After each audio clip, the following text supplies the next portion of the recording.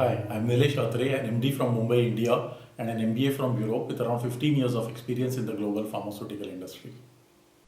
I have heard an anecdote. A man says to his traveling companion, "This road seems endless. It is as if it will never end." The companion replies, "The thing about life is that every road ends. You just need to keep walking." These days, some words are used a bit loosely, and in that sense, they lose their true meaning, their true value. Innovation, in reference to the global pharmaceutical industry today, lies beyond the entire scenario of the global pharma crisis. We all know that the global pharmaceutical industry faces a crisis in terms of its R&D and business models. The old R&D models have become too long, too complex, and financially unviable.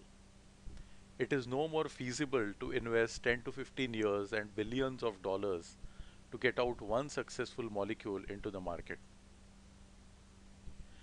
There are several buzzwords that are used in the reference to this situation: open innovation, personalized medicine, gene signature, patient centricity, SMAC, social mobile analytics cloud. But one thing that is critical and that is missing is an attitude that is pro innovation. Imagine that your car has crashed, and crashed so bad that it is no more usable. Your mind immediately shifts to an attitude of mini innovation. You choose a new car.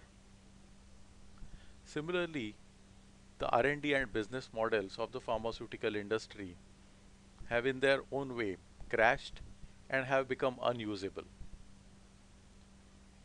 It is critical and necessary for the entire industry as a whole to shift gears and to shift to an attitude of innovation that chooses the new models of R&D and business over the old.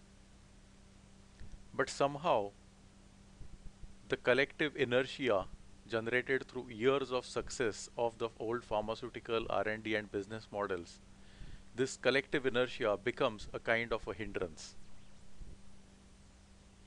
This leads to an attitude that is anti-innovation. The focus still very much remains on the old models of R&D and business. And these models are fast losing life, fast losing breath. They are fast losing touch with reality. And in that sense, they have started becoming false. Also, the focus stays on the death of these R&D and business models. And as we know, discussions of death are always scary and breed anxiety. A focus on these two factors that are false and scary breeds an attitude that is anti-innovation. This needs to be replaced by an attitude that is pro-innovation, that is conducive for innovation. What does this attitude constitute? The focus needs to rapidly shift to the new models of R&D and business. As much as it is true that the old models are dying, so also it is true that the new models of R&D and business are coming to life. And as the focus shifts to these new models, the focus will shift to a new beginning for the pharmaceutical industry. As the old shapes and definitions of the pharmaceutical industry on one hand are receding, so also the new shapes and definitions of the pharmaceutical industry are emerging. And this focus on a new beginning will be inspiring. It will inspire hope about the future.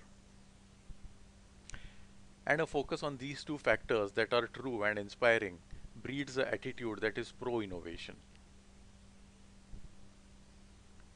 The real true value of innovation in reference to the global pharmaceutical industry today lies beyond the entire scenario of the big pharma crisis.